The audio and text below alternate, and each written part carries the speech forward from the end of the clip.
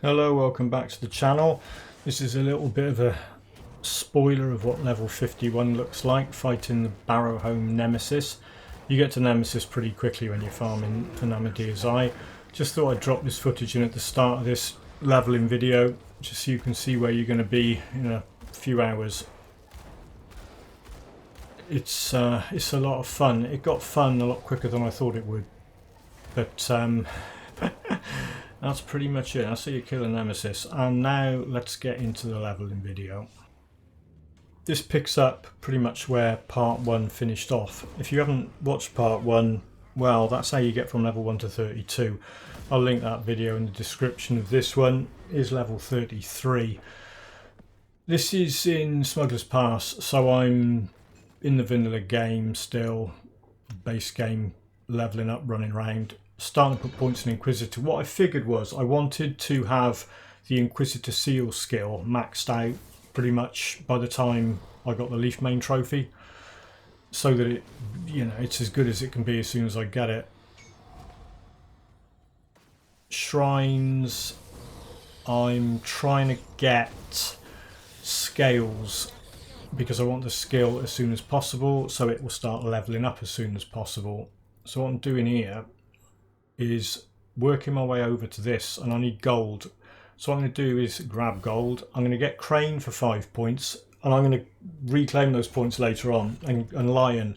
So Crane and Lion will give you the points you need to get to scales, and then I'm going to rejig it a bit, change it round, go back to my notes I made. First time I did this on how I did the devotions and then do them properly. But there's nothing wrong with putting those points in Crane just to get you to scales quicker. This is in Pine Barrens. I didn't go straight to Homestead. I always do this. I always come into Pine Barrens first because there's 2 shrines in here and you start getting Black Legion rep. Yeah, just putting points into the Inquisitor Mastery bar. This is the Megara fight. Megara can be quite nasty. It's not too bad. I mean, I'll just let you watch it, see what you think.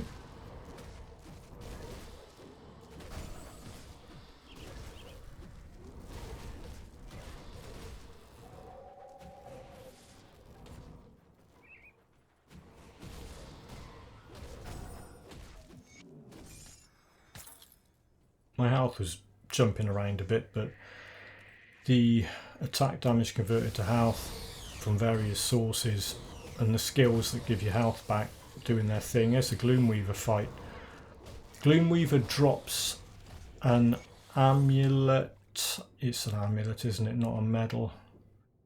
Yeah, that's kind of okay. If you haven't got anything better, that'll do to be going on with. There is something much better soon. Not the final thing that I'd recommend using, but it's pretty good. But you can use that Gloomweaver thing if you want as a placeholder. There you go. Crane and Lion will get me the points I need to get the scales. So not really very exciting shrine points for the next however many, 6 or 7 or 8 or so. But once you get scales, the skill on scales is really good. Particularly good for this build.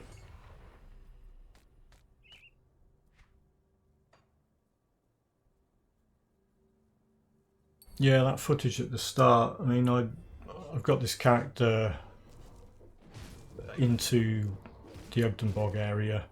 Got a whole video after this. I've recorded it. I've recorded the whole run through after the Loghorian fight, right through to when I'm farming Namadea.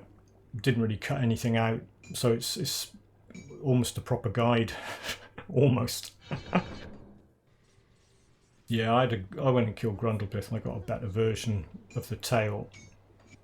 And I'm just sticking the Hollowed Fang back on my slightly better version. I mean, for a while you're a melee character, but eventually you'll be using a gun. There's a decent one that drops in Ugden Bog that you can't really target farm it. You just got to kill the enemies that have a chance to drop it and hope for the best. Sort of target farming it. This is level 35. Level 35 you can start wearing, I had a bit of fun with Spirit to equip that. You can start equipping level 35 gear. Rovers do a couple of good bits. Homestead do some stuff that's decent. and I got some from somewhere else. I can't even remember. I'll get to that in a bit. So this is Homestead, and this is level whatever it is. I think I'm still putting points. I think I put 1 point in that Deadly Aim just to be going on with. That's a good one, because any attack, it doesn't have to be a ranged attack or anything, any attack you do that crits will activate that of your damage. It's the first shrine as you head west out of Homestead. I'm still working on Crane.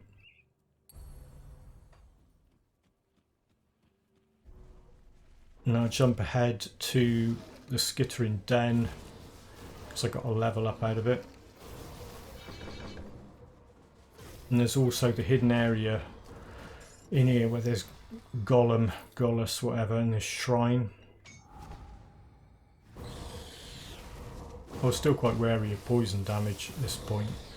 Don't think the poison resistance is that brilliant. I do sort it out with a few anti-venom salves. So yeah, use components, kids. It's a good idea. And there's the Gollus fight. Yeah, a lot of these boss fights I just edited them because, you know, you don't really need to see me standing there punching them in the face for half an hour. So I had a look at that and I thought, oh yeah, lucky, because it dropped with decaying on it and a bunch of attribute boosts. It's alright, I'll wear that for a bit. Get back in here, level up again, level 30, whatever it is. Friendly with the Black Legion, yay. Yeah, you can only really join these Necro guys. Caimans don't want to know you. If you're a Necromancer, they just say, nah, get lost.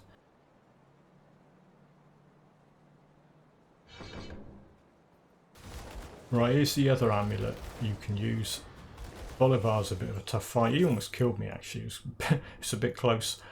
Bolivar's pendant, though, is alright to be going on with. It's not as good as what I'm going to buy in a minute, but it'll do. It buffs Siphon Souls, but what I want to get is the amulet that the Death's Vigil guys drop when they die, which is +1 to all Necro skills. The thing is, it's you can buy it from a shop, so you might think, oh, if I join Death's Vigil, how the heck am I going to get a Death's Vigil item? I have to be really lucky finding one lying around. But you can go and buy one from a shop that is up by the Bloodgrove Rift. Yeah, I'm gonna get lying there. Here it is. Right, I'll show you. It's sort of hidden. You come out of the Bloodgrove Rift, walk down the path, and then sort of slightly double back on yourself and go through this hole in the fence.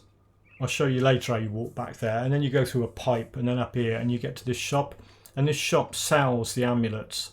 There it is. Look, those Death Vigil amulets, and they got +1 to all skills in Necro, which is well worth having. So yeah, so whether you chose Gloomweavers or Bolivars as a placeholder, stick that, go and buy one of them, because it's guaranteed, absolutely 100% guaranteed that shops sell those things. Just buy one and equip it.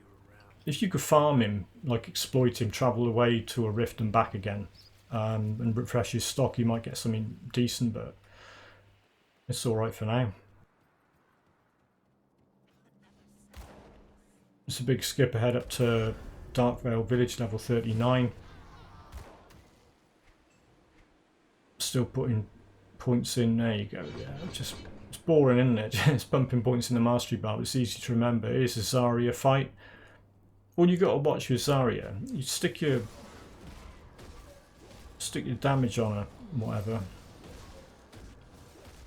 But as soon as she puts those things down, if you can't break both of them, just run away, because otherwise those crystal obsidian shard thingies will just one-shot you. Well, I'll try to. Her pendant's no good. It's pet stuff, I think. Yeah, don't forget to get this shrine before you walk through the flipping portal door, because you can't walk back through it. It's only a one-way door. I got caught like that early on. I got a bit angry about that. It was when I was a noob. Ah dear.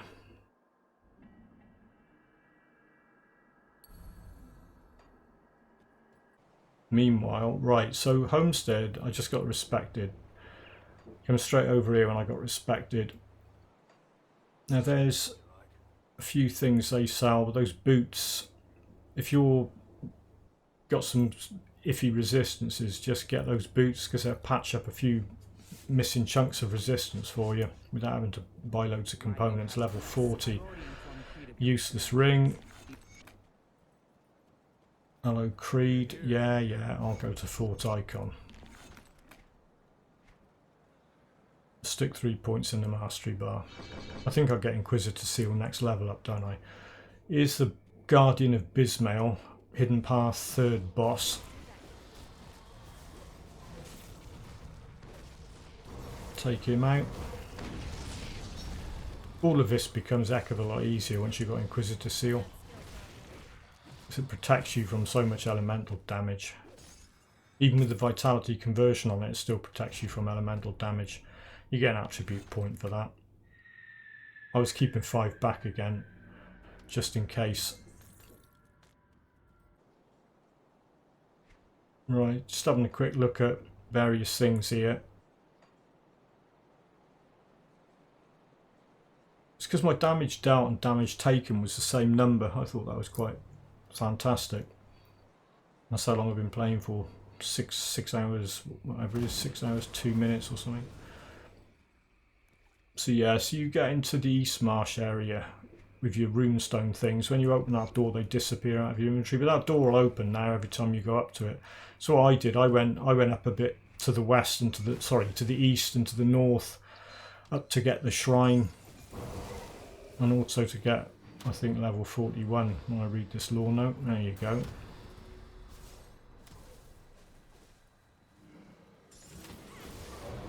Yeah, so it's worth coming into the East Marsh area. I mean, yeah, Hidden Path quest well worth doing. It's attribute points, skill points, shrine, all sorts. And there's another shrine up here as well. I think I've got it, haven't I? Yeah, there you go. Don't forget to attach it to a key so you can activate the damn thing. There you go. It's not massively useful with 1 point in it without the vitality conversion, but it's getting there. I'll get ready for it. Here he is. Sped this footage up a bit because it was a bit slow. The build's already working reasonably well, and that's not even with any of the vitality conversion stuff on it yet. It's a bit of a mishmash of damage types, but it's alright at the moment.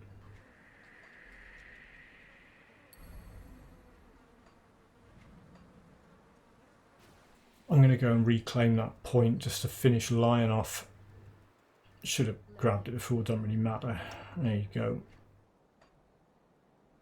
So I got enough now to start putting points into that thing, which is brilliant.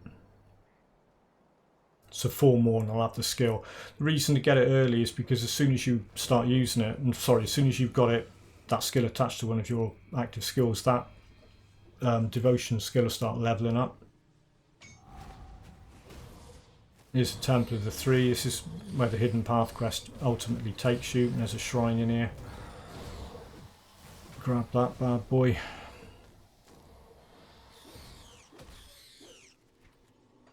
Guess where this point's going? Ta-da! Fantastic, thank you. Right. I've got to go and fight the Sentinel. Just a face tank. I'm in my house all over the flipping place. I'd probably be a bit more wary doing this in hardcore, but I've got a lot of faith in this build. It does what it's supposed to do, which is survive and kill stuff. And kill stuff particularly quickly, but if you're just standing there hitting them and you keep getting your health back like that, it's working, isn't it? Here's the quest guy stuck in some rock. I want a skill point, have a nice day. There it is. Where am I going to put this? I don't know. Maybe I'll put it in Inquisitor Seal. Come on, John. Click that flipping button. Thank you. Yeah, here we go. This is me doing what I should have done a while back. Crafting a few anti-venom salves. Sticking them on various bits of gear to get my low poison and acid resistance sorted out.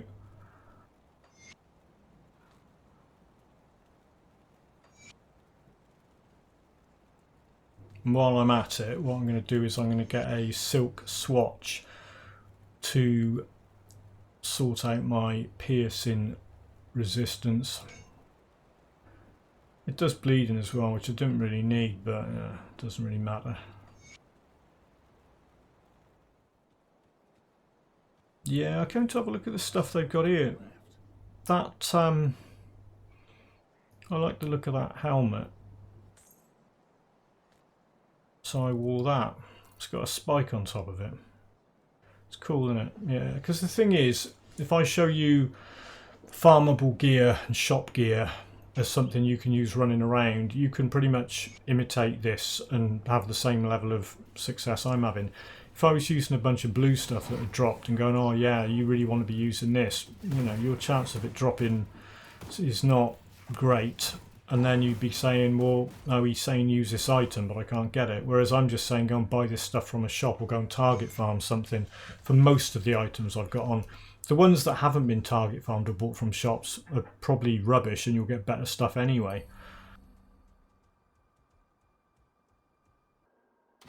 Yes, this is on the way over to Fort Icon.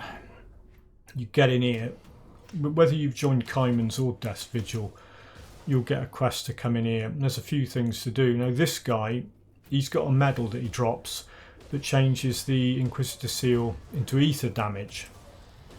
Fight took a while. And temporarily it's better to have the Inquisitor seal doing ether damage than fire damage, because some of the things you've got that are buffing vitality are buffing ether, and also Spectral Wrath is lowering enemies' resistance to ether damage. So there it is. Nakrathan's what's it of thing. So swap that over and start using that, and it makes the Inquisitor seal a nice turquoise colour.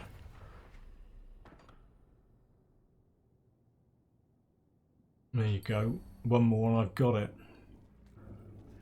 Yeah, I just testing. There you go. There's the turquoisey Inquisitor seal now. And I'm just standing there testing this out, watching everything die around me. So a mixture of Siphoned Souls and standing on that seal and everything else. And they are just getting wasted.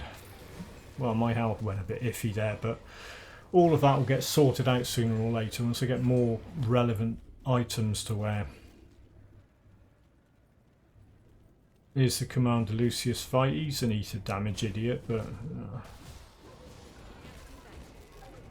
usually face tanking him is not a great idea. But I'm just testing this out, and I wanted to have footage like this in here so you can look at it and go, oh yeah, you're able to do that, great.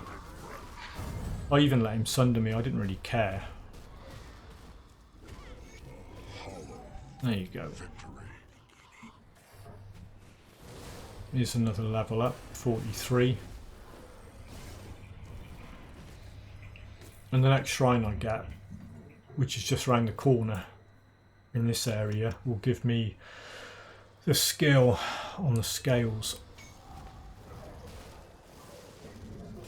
Yeah, whenever you do totems or shrines, just put an Inquisitor seal directly underneath it, and as soon as the skill cools down, cast another one, because you can have 3 up at the same time. And they're really useful.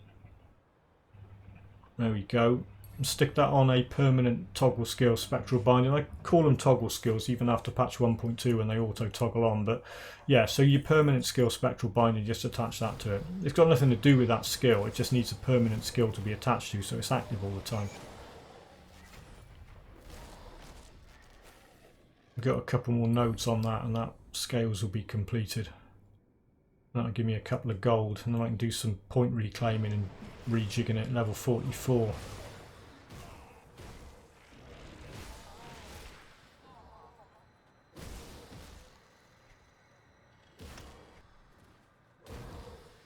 Yeah, I think that's almost maxed out now, which is good timing because it's only really the log fight and then I'll be into Ugden Bog. Oh yeah, if you've got loads and loads of scrap, it needs 40, I think I have 90 some odd. Get into this rift, you don't need to go in through the Skeleton Key door, it's just the outside bit of the Bastion of Chaos. There's a shrine in here, so go and get that.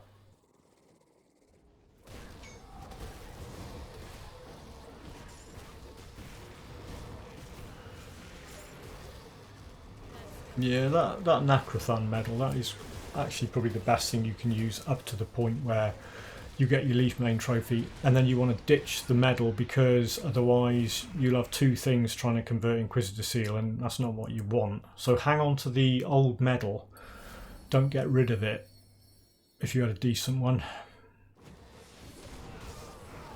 Here's the Shrine in the Tomb of the Watchers on the way to the log fight. Take that out.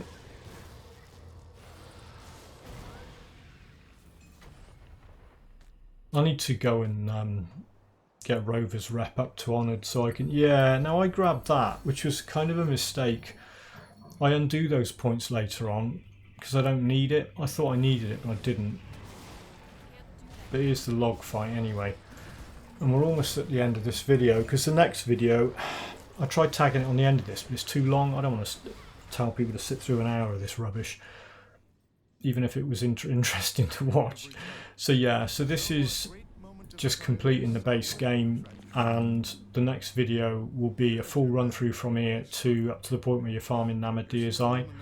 Hope that was useful for you and entertaining. Thanks for watching. I'll catch you in the next one.